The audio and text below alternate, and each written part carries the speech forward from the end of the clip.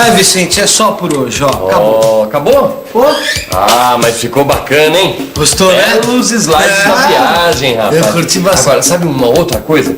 Eu andei xeretando como é que funciona um projetor de slide por dentro. Interessante, viu? É mesmo, rapaz? Primeira coisa que eu descobri.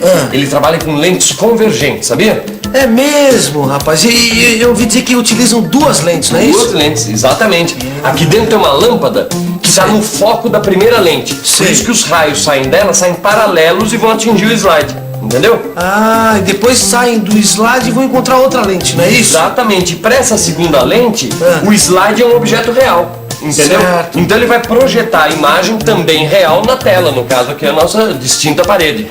Certo. Agora, e o problema do foco? O foco, sabe que tem o foco aqui, ó, tem uma cremalheira onde corre uma engrenagem que permite que essa lente aqui da frente se distancie ou se aproxime do slide. Dessa maneira a gente consegue que a imagem seja formada exatamente sobre a tela. É, mas olha, eu ainda estou em dúvida como a imagem se forma exatamente na tela. Sabe me explicar? Gil, aí eu vou ter que pensar um pouco.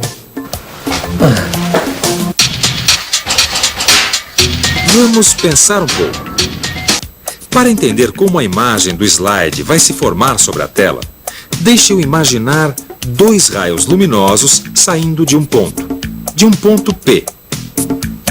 Vou utilizar um raio que vai incidir paralelamente na lente e é refratado passando pelo foco desta lente. Por outro lado, um raio que incida passando pelo vértice da lente passa sem sofrer desvio. Esses dois raios vão se encontrar num ponto P' da tela.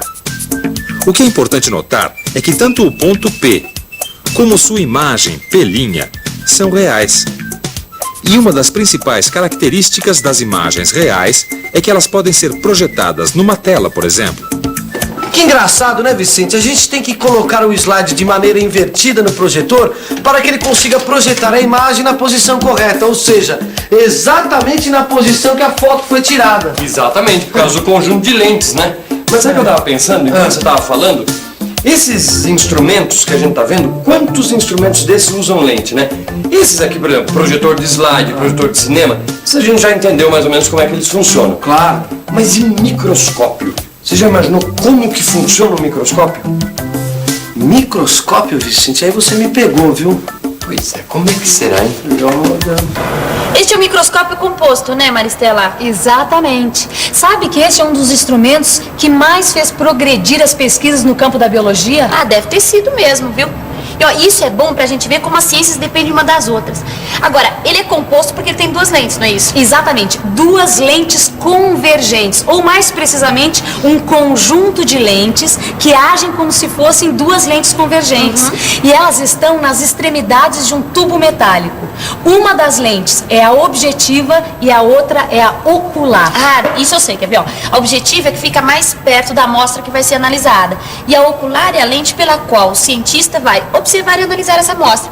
E eu te falo outra coisa, a objetiva forma a imagem aumentada da amostra. E essa imagem vai ser aumentada ainda mais pelo ocular. Olha só, Rosinha, aqui embaixo existe esse suporte que serve para colocar a lâmina onde está o material de estudo.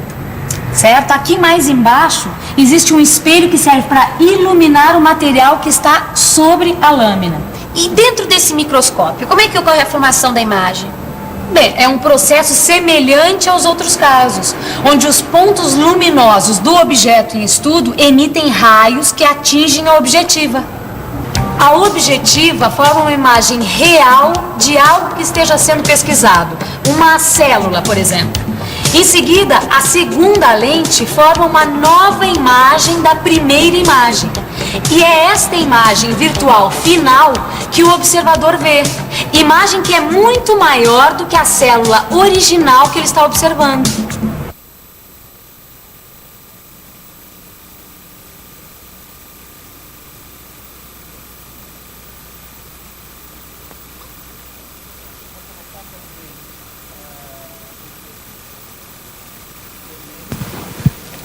Assim como os microscópios foram muito importantes para a biologia, os telescópios e as lunetas auxiliaram muito a astronomia e trouxeram grandes progressos para o estudo do universo.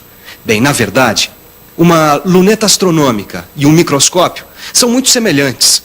Ambos possuem duas lentes convergentes. Cada uma dessas lentes fica numa extremidade de um ou dois tubos. Uma lente é objetiva e a outra lente é a ocular. A grande diferença entre esses dois instrumentos, como não poderia deixar de ser, está nas distâncias focais das objetivas. Neste tipo de luneta, a objetiva forma uma imagem real do astro que se está observando. Como esse astro está a uma distância muito grande, vai se formar praticamente no foco a imagem F1 da objetiva. A imagem vai ser real e invertida em relação ao objeto observado. Esse fato não tem grande importância quando a luneta é usada para observar os astros, a Lua ou algum outro planeta. Nesta figura, foi utilizada uma árvore para mostrar a inversão e para comparar essa luneta com uma outra.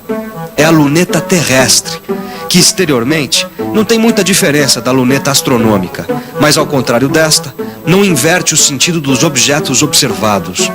A diferença principal das duas está na ocular. Enquanto as lunetas astronômicas usam lentes convergentes, as terrestres usam lentes divergentes. Os raios luminosos vindos dos objetos formam, por assim dizer, uma imagem real perto do foco da objetiva. Mas, na verdade, esta imagem não pode ser formada, pois antes disso, os raios vão encontrar a ocular. Entretanto, é justamente essa imagem que vai servir de objeto virtual para a ocular. A ocular forma, então, a imagem final, que vai ter a mesma orientação que o objeto que ela está observando. As lunetas foram introduzidas no estudo dos astros por Galileu, mas existem outros tipos de instrumentos ópticos que também são muito importantes para a astronomia, como, por exemplo, os telescópios refletores. Eles foram introduzidos por cientistas como, por exemplo, Isaac Newton. Bem, essa é outra história. Os telescópios refletores, eles usam como objetiva um espelho côncavo, que pode ser esférico ou parabólico. Existem vários tipos de telescópios refletores. Quer ficar fera em telescópio? No seu livro de física, você vai poder estudar com detalhes o funcionamento interno dos telescópios. Tchau aí, Gil. Tchau, Vicente. Bom, enquanto o Vicente vai cuidar da visão, que tal a gente fazer uma revisão, certo? E atenção, se liga aí, que é hora da revisão. Na teleaula de hoje, você aprendeu mais sobre a visão e viu como o olho humano recebe as impressões do mundo exterior. Aprendeu também como funcionam diversos instrumentos de ótica, como a lupa, o projetor de slides, o microscópio, as lunetas astronômica e terrestre e os telescópios. Bom, agora é com você. Aprofunde todas essas informações com o auxílio do seu livro de física e boa sorte. Até a próxima. Tchau. Tchau.